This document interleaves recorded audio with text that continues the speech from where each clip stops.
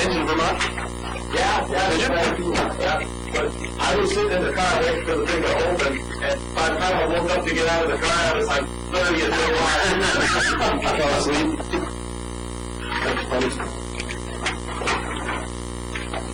We all set?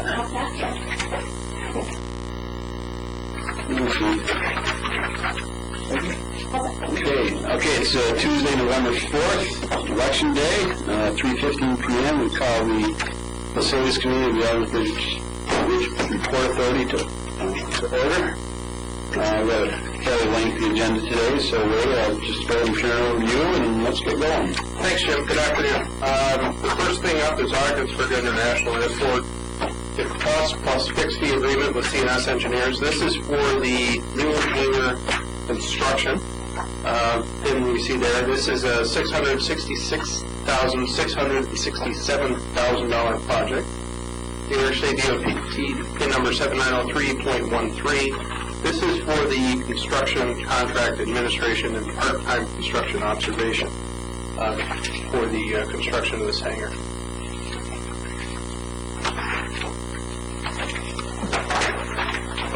Other item to note here, the Quarries Maintenance Supervisor will perform construction inspection services under this contract, and this contract amount is for $20,000.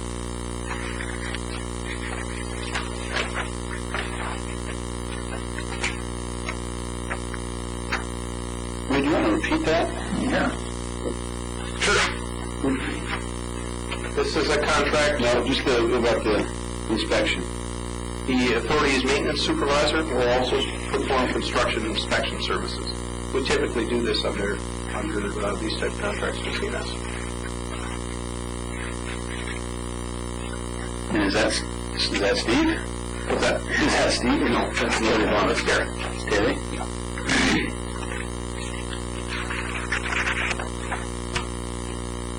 And we get reimbursed for that? That's part of our that's part of our contribution. Okay, so it's going to be in that. No, it's 66. Yeah, it's credited toward that.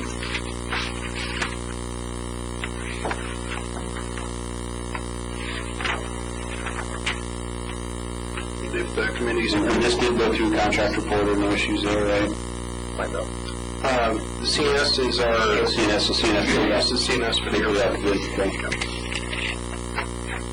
If I remember when we were counting our construction was, you know, when you take the corner off on 812, on 58, on the 812 going toward Harrisville, right there on the corner. Remember that? Yeah. That was, wasn't that X2? X2 is Governor, down in Governor. He's the one with the big van. Big trailer. The trailer. Who was there, though? There was somebody armored. Oh, maybe. I don't know. I was just driving down there the other day. Yeah, that's what it was. This is subject to the money being available anyway. So you don't know when this will get done. No, this money is already available. Oh, it is already Yes. available. Oh. Yes.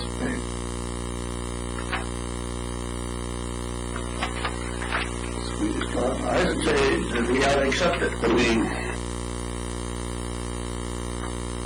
Steve, does the authority maintenance supervisor does he have any type of degrees or anything to put him in a position as an inspector? Yeah, he's a New York State Code Enforcement Officer. Really? He went through that all this week this year. He's been through over 80 hours of code enforcement. And then Terry's got a background of 20 years in construction. And I'm overseeing a lot of that anyway. But he does does a good job with the daily field. Well, I'm not questioning that. I'm just wondering, if he has the credentials to do that. I just don't want to get into a situation where something was done and should have been picked up. I mean, Well, basically the way we look at Fred, they're the eyes and ears, and if anything's picked up, kind of the referee on the whole thing would be CNS. It's just brought to their attention, and then he's not to make a ruling on that. That's what the engineers do. So if there's some discrepancy between the submittal or a problem out there, he's just to bring that up to CNS, and then what they would do is they... Anything you find out there, he'd bring does he do a written report on and give it to you? No, but, well, yeah, but, and then that would be given to CNS. But you'll be aware of it. Yeah. Does he have any right to accept and reject? No, that's not our... So where's the materials testing? Is that on the contractor? Yes, and then he has to make sure that they do, if they've done 4 tests, we have to just follow up with that, because we don't have an on-site daily CNS inspect EX, and he comes out and checks on that. So you're pouring so many yards of concrete, the requirement would be, you need to test X amount per yards of concrete. Yeah, but that's on the contractor's responsible for testing. Right. Yeah, nothing, we don't do any testing, we just enforce the specifications on that. So he'd match up submittals, making sure they're installing the proper doors or hardware and things like that. And if something didn't match up, then he'd have to make the engineer aware of that. Came in a little bit under the engineer's, the estimate, 18,000 under. If there's an overage on a project like that, does the DOT pick it up 90-10 also? And you got 600,000 for it, or 6,666, or 666,000. Right now you've allocated about 605 in costs. You got about 586 for the construction and 1,000 for oversight. I can brush up on the contingency and report back to you on that one. I just wonder what happens if there's... I think with the state, they won't pick that up. I know with FAA, if there's a problem, you go to them and they may or may not say okay on that, and then you split that accordingly. You got 10% contingency in there, really. But also we have some allowances in there, Jim, for electrical, and I don't know about heating, but I know the electrical, we don't know the exact cost of that to get there, but there's an allowance in there. And what was the binder at on? Okay, that's what that was for, right? And you're still trying to get this going this fall? Yeah, he's got everything. Yeah, it'll be started here within a week. Okay. Should we just in the resolution add that the authority's maintenance supervisor will be doing construction oversight? I don't know what you want to call that. Inspection's probably not the right word. Observation. Yeah, put that line from the report right down in the resolution section. It's already in there. It's in the resolution, is it? Is that what you're saying, Jim? From the report, the authority's maintenance supervisor will also provide construction inspections. Yeah, and I don't think inspection's the word you want there. I think it's observation, because he's not inspecting, he's not accepting or rejecting. We just want to make sure we don't put any liability on the authority. But I think we should just note that we're doing that internally. And with that, I'll make the motion.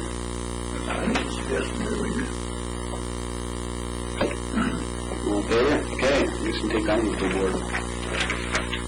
The second item is for the Commerce Park. That's your bid sheet that you have. When this went out, the bids had not yet been opened. It's for the HVAC work on the 9th Industrial Building. The units at the 9th building are 18 years old and basically longer function, critical lease space, and require replacement. We solicited bids from contractors to supply and installation, train RTUs. We opened the bids yesterday afternoon, and you can see the results of the bids there. Lowest bid was Skelly Contractors at $24,957.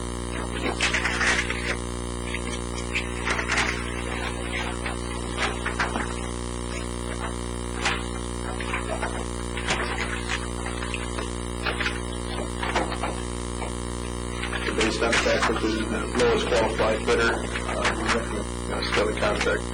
Yeah, do we not have this breakdown? Well, it should be an extra sheet here. There should be one here. It might be right there. Where's that sheet? I don't have it. That goes through the grid. Hands on there.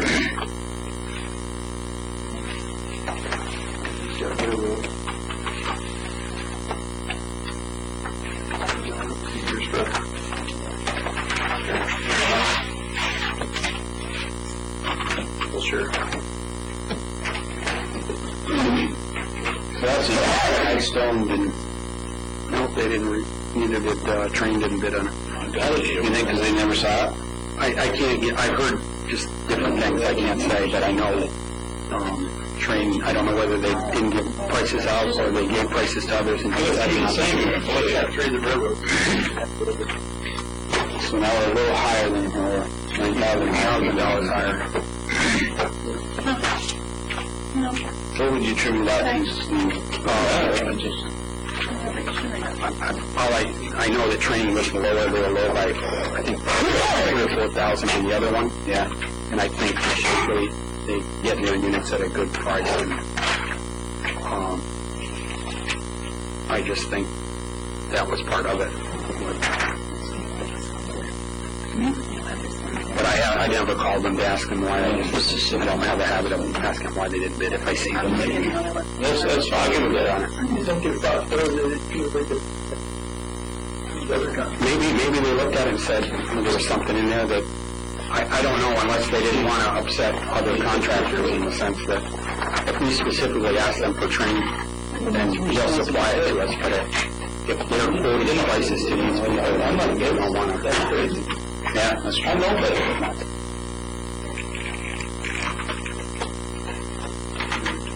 Well, we don't I make a motion to approve the award of the contract to Skelly Contractors on the 9th building, Mr. Chairman.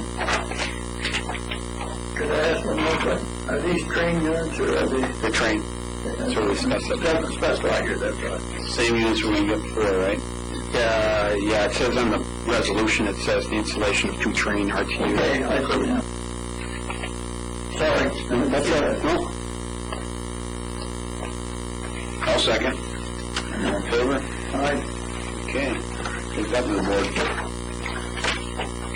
Next one up is, Steve, just real quickly, from the last board meeting, you listed that in the contract report next week. Next day, yeah. So did they usually have full 30 days to get those turned around, and it was less than 30? Yeah, by time, yeah. Yeah. Which is fine, yeah, that's fine. Well, the other thing, it's kind of it's not a real complicated thing. A lot of them just came over, looked at them, and it's a package deal. There isn't a lot of interior work to be done, so.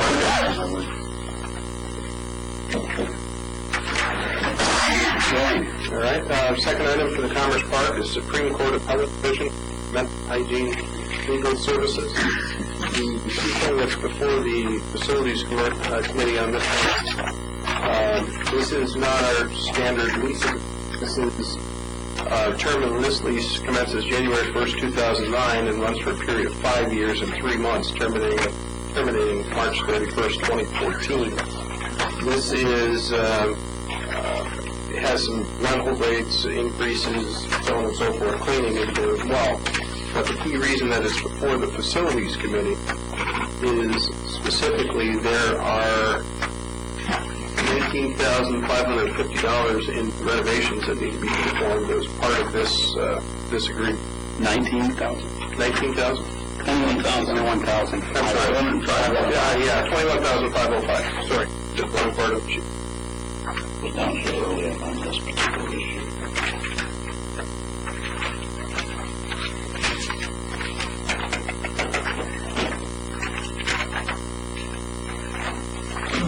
The description of what's being done is on page 6 of your packet, Appendix B.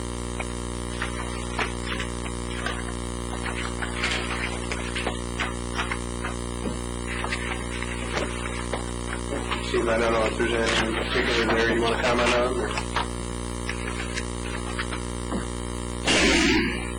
Just reworking that space, putting in some walls and actually 4 office spaces and doors and hardware, and they wanted a kitchenette, and we poured a concrete sidewalk into that the west end of the building.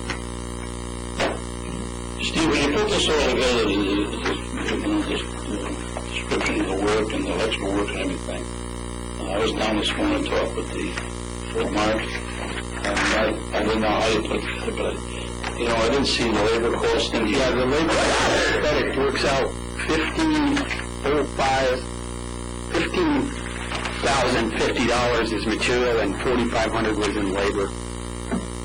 And out of that material cost, Fred, probably there's some labor cost involved in we need somebody to come in and put the carpet in. So out of that material cost, there's probably five something in, let me see, there's in carpet, there's probably about $5,300 total, because what I've got an estimate in at 20 square feet, or 266 square yards. My question was that we talked earlier on this particular issue, work like this, this being done for the client. Yes. And I thought we had we restructured our people and we decided that we weren't going to get into this type of work. That the people that want this work done could hire local contractors and we'd give them a list of people that was somewhat... Yeah, I think, and they came back to us just asking if we could, they came back with they didn't, from what I understand, they didn't want to do that, and they asked if we could reconfigure the space for them. They gave us a design and said, can we do that? And that was kind of a clincher to get them to come over here, but they didn't want to have anything to do with hiring their own people. That was contingent on them taking the space. So yeah, what we're trying to do is if somebody comes to us, we say, well, if you want this, you do that. Well, from what I understand, they didn't want to do that. They wanted, if we... Well, why wouldn't we then at that time? I mean, I'm just trying to... I know we had a lot of discussion about this 8-9 months ago. Mm-hmm. Maybe even longer than that. And if they didn't want to go right in, we go outside and get some local power. In the area that could be like, when they would do this work, they drive the price up, their labor and the wood for them, and they might not take the space. That was the impression that I got. Because you'd drive that up probably with profit and everything like that. You'd probably drive the price up another $8,000-$10,000.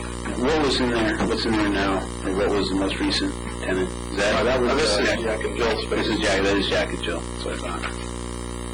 But we're getting back into renovations work again and stuff that we basically wasn't going to get into. Yeah, what happens is John will come to me and ask me how they can get people in there, and I'm trying to help him out with that. But if I got to go through and put out a whole package for that, I can. And but generally that Fred would do it in a way. But I thought we were going to take and get a list of local contractors that do this type of work. Right. That we know as legitimate contractors and they're responsible. Right. And they have the proper insurance. We'd say, here it is. Yeah. So $15,000, you got to put it out for No. Forget that part. This is a private person. They can do whatever they want. They're all in the contracting directly, but mine not contracting. This is being done right for a client. Don't get confused here what I'm saying. I'm talking about this gentleman that's going to rent this space. He wants this done for his own use. He's paying for it. So he can go outside. And they don't become under the Davis Bacon or under any of that stuff. Is he? No, that's not my understanding. We're doing renovations from this. What I gathered, Fred, they didn't want it. That's from what Typically, in New York State offices that rent space, they want turnkey space. They don't want any build-out. They want the term they said they wanted turnkey. They just didn't want they didn't want to go that way, and they just said, this is what we'd like to see. Can you do that? We give you the specifications, and right, you give them a number. And in that case, so what you're telling me, Dennis, you don't want to forbid. Not if you do that. No, to do it, Joe, people. No, if you don't, yeah, we go up a bit if you don't want me to do that. Well, we eliminated that construction firm. We don't have that construction firm anymore that we had before. Okay. They're not here no more. Right, but I've got... It's like you're going to head back to it. No, You're headed back there. I'm trying to just utilize the people I've got. And I thought, what I said, if I have people available and I can take that on at a time. At that time, I was where we were going. Well, you know, Terry's got a lot of other work to do. He don't need to be doing this. It's not just Terry, Fred. I mean, I've got other people that can do electrical work and plumbing work. Okay, if that's the way you looked at it, then I shouldn't have gone that way. And then I just said no way and just said, you guys are going to have to deal with that. But I was under the impression... Well, you could have dealt with it. You still could have put it out. Sure, right. But in that case, I don't know at that price if they would have come here. Yeah, right, we don't know on that one. Well, right now you got about 1.5 year return on investment for your improvements based on the square footage. You're not doing lease, you're not adding that to it. It's an extra. What? Are they? No. Yeah, good. Well, I got $680 per square foot. But they're paying additional money. You're paying additional money, I thought I read it. Yeah. 1, 2, 3, 4 paragraphs down. All right, so that is for the build out. Yeah, those payments are only for 2 years. And that covers the cost of that. All right.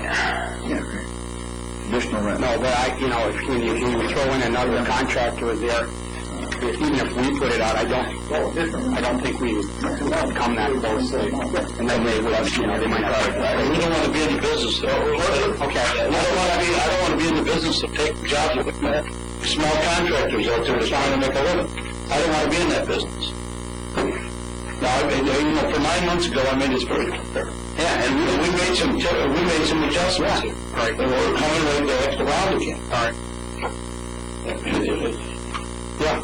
Yeah, I'm just a messenger here, right now. Okay. Well, but I have pressure from John Reich. John Reich, he never put it clear. Our path forward here, that is to put this out to bid. Yeah, but I wouldn't want to the lease at all. I mean, yeah, you've done pretty good. You got The lease is fine. 12,000. Well, you got about $22,000 in leasehold. Even if you didn't have those, just your base square footage rate, so 1.5 ROI, 1.5 year return on investment. That ain't too bad.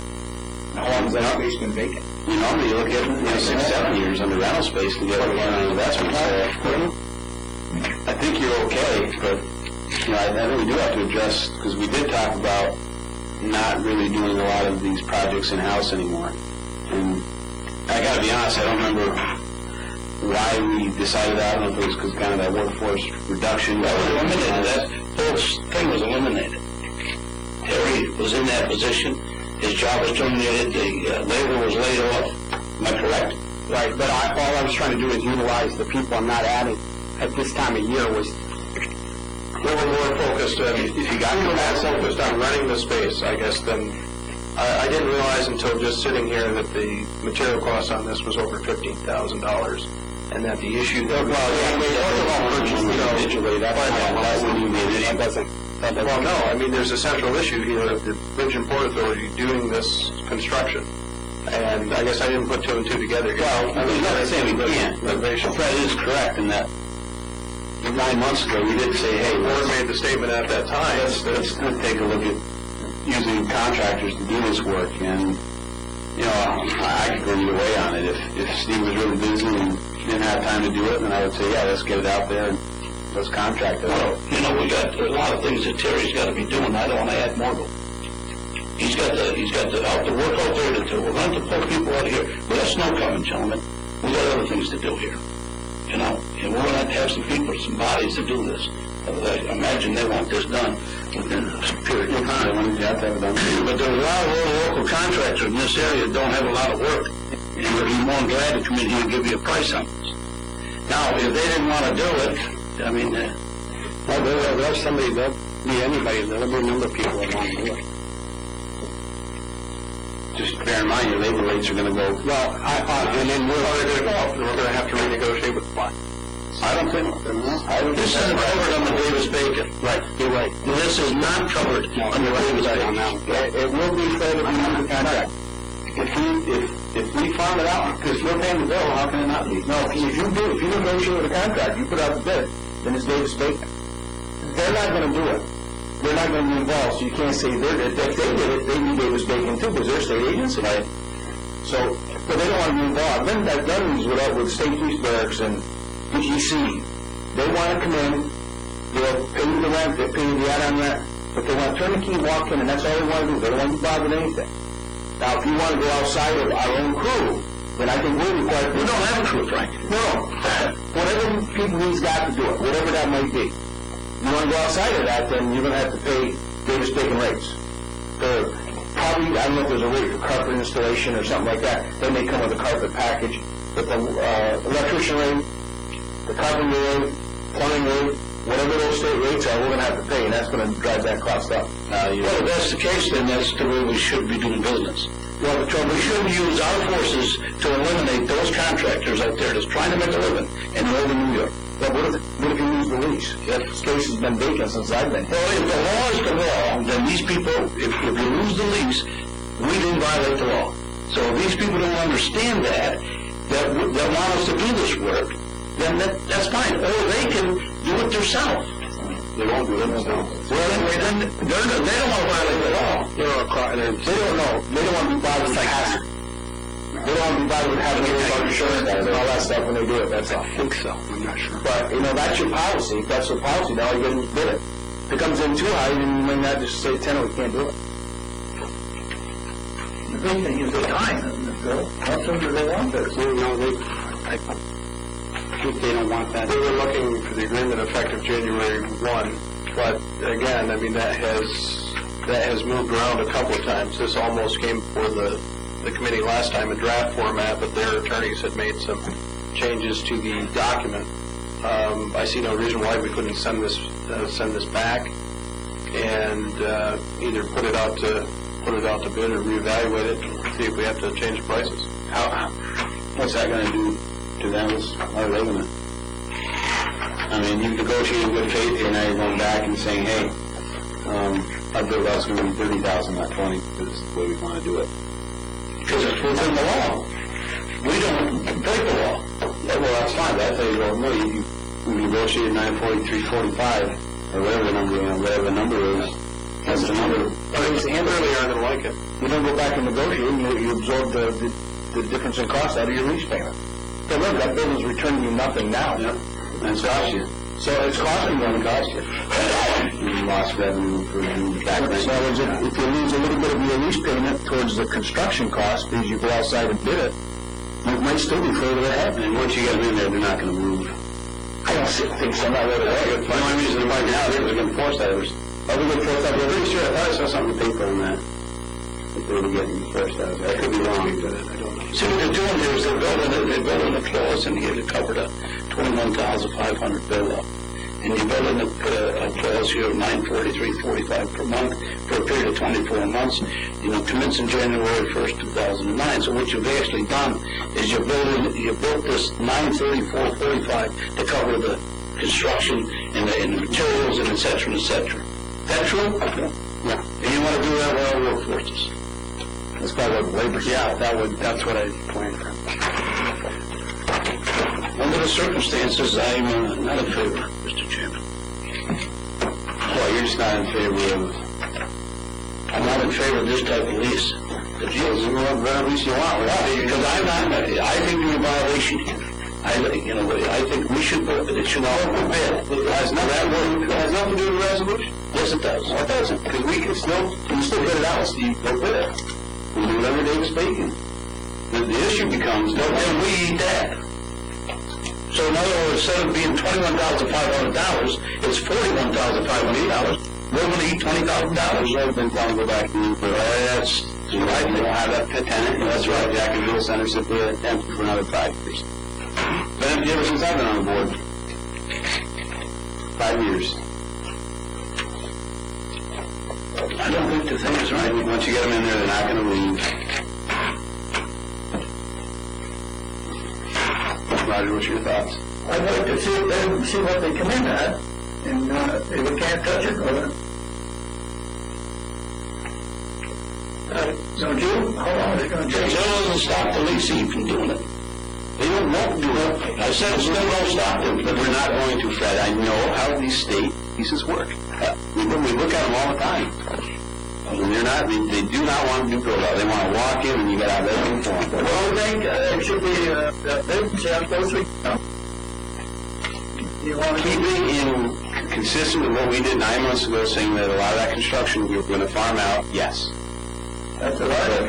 You know, I think you think you're going to go back to the well and get more money. I think you're mistaken. I do too. Because I don't think you're going to see it. Well, I hate to see it, because, that building's been vacant too long. Been vacant a long time. I know, Without the leasehold improvements, you're still paying it back in a year and a half. So I mean, if My vote is you go bid it out, you want to bid it out, and your label's vacant. Let's put it out and see where it comes in at. that's what I would recommend. And take no action on this one at all at the committee level. Mark, you shaking your head? I think it's fine the way it is. We talked about not doing construction, but that was before we realized Bill was leaving us. Then we retained Gary. We've got the forces to do this work. Well, We're not doing anything illegal. I don't disagree with you. The direction that we came up with, The problem you got here, we talked about this for a long time. The problem you got here is you're going to run into a situation where these guys, someone's going to file a wage and hour thing, and they're going to come back in here, and then you're going to pick up the bill. Well, Fred, all of the construction we're doing, Fred, your people can't file. They can't. No, but who else can? Well, if you use your own people, they're under salary. How we gonna disagree with you. Well, we've been doing it for years. Well, it's 1992. We don't have a construction crew. Well, who's gonna come back and, if you use your own people to do a job on your own property, how are you guys We've been down this road before with the wage and hour thing. We've been down this road before. We've been cited for it. Yeah, but not with our own crew. Yes, with our own crew. But once they were graded and classified, But that was a long time ago. They haven't been graded and classified in 12 years. I remember that nightmare on the toll booth over here. I remember that nightmare. So I'd suggest, why don't we put it out to bid, see what we get for a number, and at that point, reconvene the facilities committee to discuss. I would not, Facility committee. I would not go back to client and renegotiate yet. Okay. Go ahead and That's what I would suggest. Stay away from the client. What? Stay away from the client. That's what I'd say. If you're gonna get $30,000, assume you gotta suck up 19. We want it for January 1st. Then you're gonna make a decision. So that's going to tell me in November, December. So now the question becomes, now you got to advertise this contract reporter, because it's definitely over 15. Yeah. So it's November 3rd, and we have bids back by the next board meeting. I guess we can act on it. We're close, but yeah. Okay. Thank you. I would like to take one item. Boy, we have 2 items in 10 minutes. Let's go ahead and talk about the railroad change of scope. It's the loose page in front of you. Here's got the details. This is for project number 7351.301. Yeah, you've got it. This is for $1.5 million project. This provided the rehabilitation work on rail line. And put $300,000 towards the construction of a new engine house. Engine house, these funds are not available to work on an existing structure, so we've been working with New York State DOT and the New York and Ogdensburg Railway to change the scope of work so that we can use the balance of that $300,000 the most effectively as possible. What we've come up with is an allocation of $125,000 from the engine house line item, which has $290,000 remaining, to milepost 25 to 29 in the Norfolk branch of the rail for track repairs. What this would do, this would result in this $125,000 would allow to pick up the track materials and rail at the Terrytown yard and deliver this to the New York and Ogdensburg Railway. The value on this portion is we'd spend $125,000, we would pick up track materials for $420,000 at no cost to the court. The cost estimate that New York and Ogdensburg had received was $125,000. The balance of the $290,000 would be utilized to install the ties, 2,600 ties that are picked up on this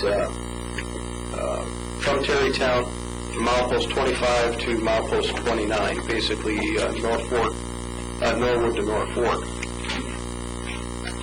The second scope change, again, this second scope change is completely unrelated to the $300,000 engine house, would be to include the demolition of Lisbon Bridge on Church Street at milepost 8.41.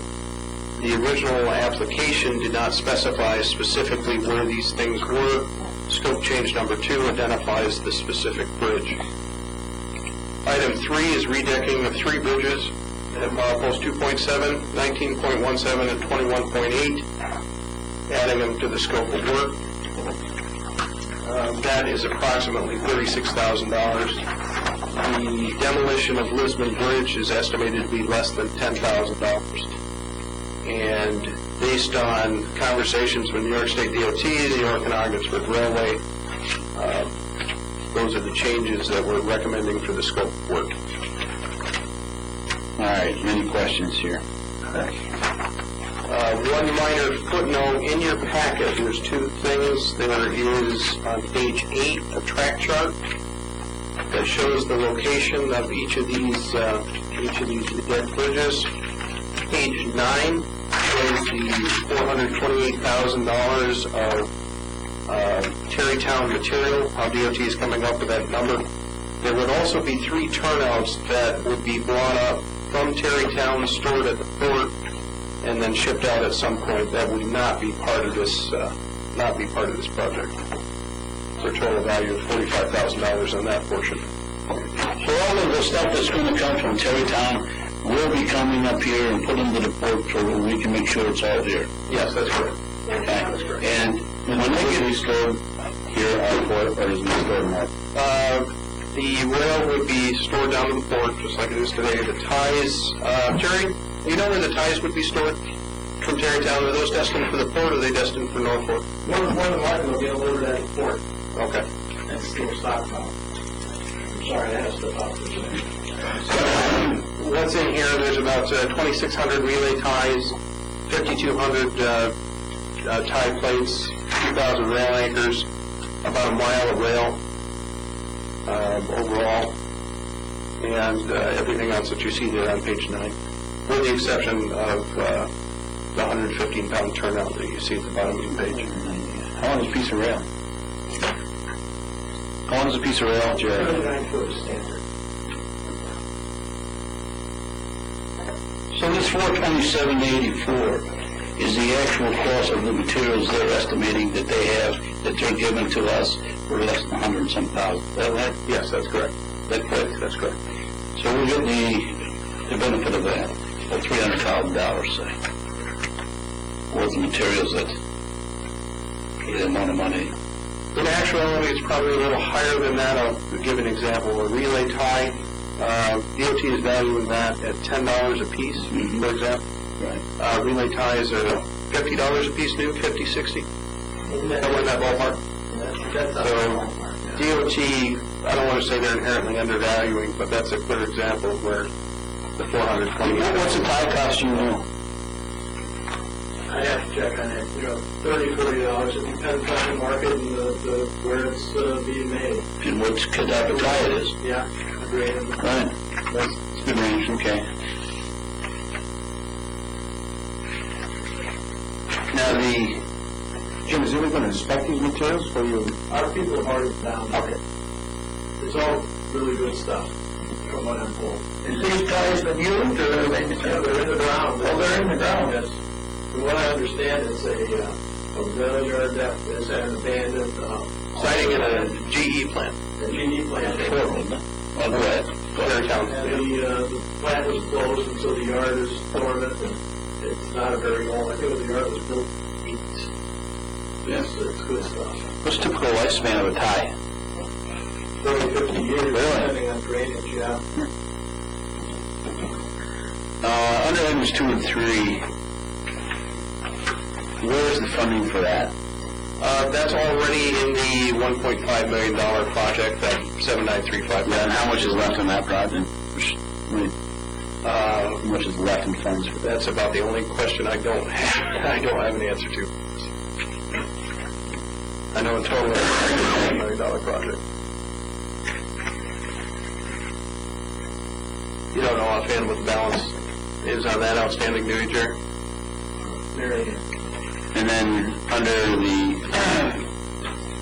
290, obviously at 165 remaining, you're going to take that, you're going to use that to install ties from 25 to 29. And we're not doing any rail upgrade on those. We're happy with the rail that's there, we're just No, replacing. we're not happy with the rail that's there, but, first step was to put ties in, and the rail would come as another subsequent step. So ties and ballast, or just ties, or? More than likely, they'll just put ties in to maintain the track structure and gauge and keep it operable. And the next step after that, of course, would be rail and then ballast and final thing. Obviously, we'd love to do all of that right off, all at once. Out of the paper mill, make it better for the bank. But you think that putting the rails down first is, they're putting the ties down first, and there you're taking old ties out, putting new ties in. And that's really probably the first basic step you have to take, because that keeps the structure together, that makes it capable of being used.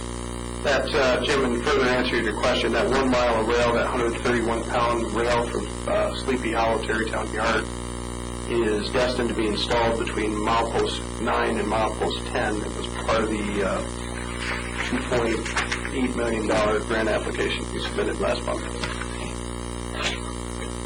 So all of that, even though we put it on, et cetera, point of information, Jerry, 2 years from now, we decide to shut that down, that portion of the line, just say we just don't have no use for it, period.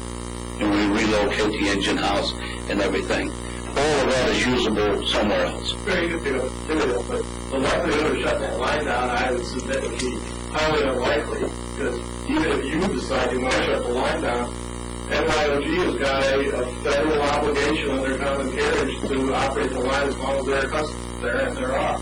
There's customers there? Of course there are. There's 3 customers on there. Oh, I didn't realize that, because I thought they were working with someone else now. No, ABC still ships on us, although they're having hard times now. They shut down for a week.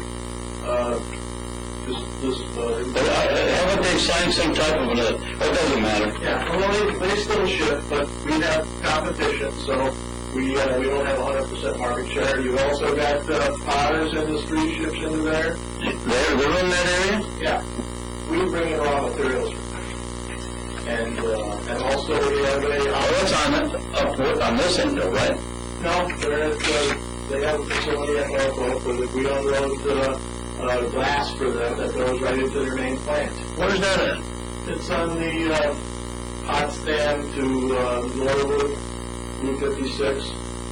That's where the plant is. Oh, I know where the plant is. Yeah. And we unload cars for them at our Norfolk yard. We transport it up to their plant by truck. Are you talking the location of the pit? The glass pit? You said you had 3 customers, I know. And the third one is we have a grain operation there for the local farmers, which is off and on again, depending on the market. We've had, right today, there isn't anything going in there, but we're working with a number of the big feed companies, and sometimes a lot moves through there, other times nothing. Depends on the market. So The paper mill up in there, though, is working directly with CSX, right? yeah, and somewhat, but they still ship over us from time to time. And we're in a competitive battle right now to get that business back, and we still enjoy a small percentage of the market, but not 100% we once had.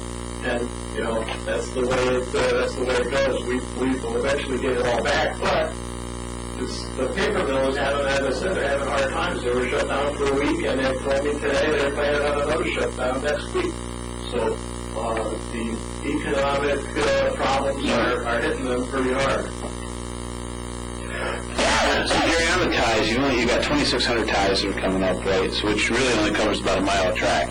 Yeah, it isn't a lot. So are you gonna do every tie, or are you gonna pick the worst? Not. What would probably happen is the crew would go out and mark the worst ties and possibly do 1 out of 3 or 1 out of 5 in order to keep the structure together, because, you know, without good ties, track gauge is lost, and the wheels fall in between, and you have derailment. So maintain track gauge is the most important thing. Just run at all. And we've been replacing some that they've been I saw them the other day. Yeah, we do replace ties as we can, and there's, you know, it's one of those things that, it's a never-ending battle. I mean, you're always replacing. Well, I saw them, they're working, that's all right. Yeah. And then how do you, when you redeck a bridge, again, you're just really putting new ties down on that? Well, a bridge deck is not a tie. So, I mean, the bridge timber is a bigger piece of wood that's usually dapped and cut specifically to fit on that structure. And what they'll do is our boom send the bridge crew there, and they strip off the entire surface of the bridge and put all the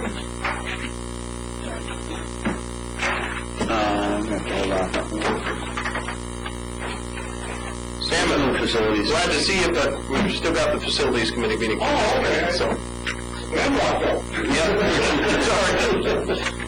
Thanks.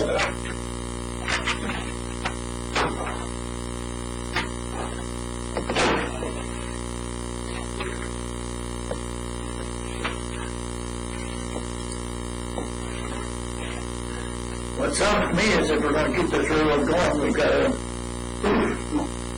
put some material into it.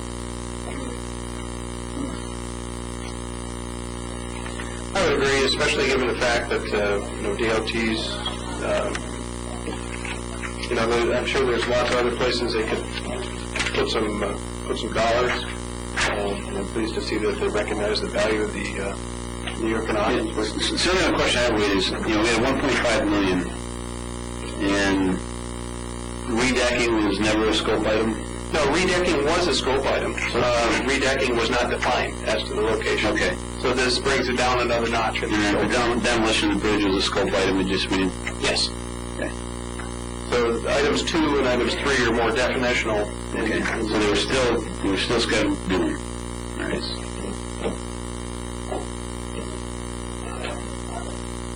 And then your engine house, Jerry, It's a great one. we just are in the process now of finishing some work on the south-facing wall. We had the door company and overhaul all the roll doors so that they work better and sealed tightly. We re-insulated that whole end of the building, and the contractor is putting some, you know, replacing the siding with vinyl because it looks so horrible. And it's going to cost us about $8,000, but, you know, we just can't sit back and let things fall down around us. Yeah. We were trying to, you know, extend the life of it as we can, and you know how it is with anything like that. You open up one little spot, and that's the end of the overhauling the whole building. And it's almost done, and it's going to actually look pretty nice. As I said, it's going to run us about $8,000, and our feeling is that we're going to continue to look at keeping the building and you know, bring it back a little at a time until the time comes that the plans change. But I'm not holding my breath. We've got a rail of them. yeah, so how's American Salt doing? Great.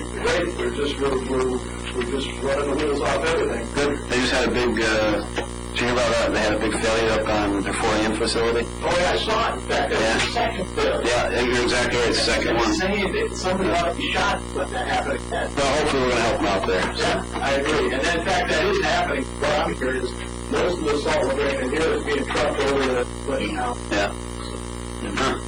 It's just a matter of speech, and I'll put that on the record, because you're on camera. I don't want to be accused of being involved in that. If the committee is agreeable with that, we can move that up. I think we're okay. Okay. Thanks, Jerry. We'll probably have some more questions later. But... real quickly, what three bridges are those? Yeah, those on the side places, page 8, your diagram, see it right there. Yeah, I got that, but I don't see what bridges show up here. Forgive me for not being able to understand the diagram. Basically that fourth column in from the right is multiple zeros. Yeah, I understand that, but it doesn't show bridges. No, this doesn't. I'm just... So you can tell in generality where they are, but... You know where they are. not specifically.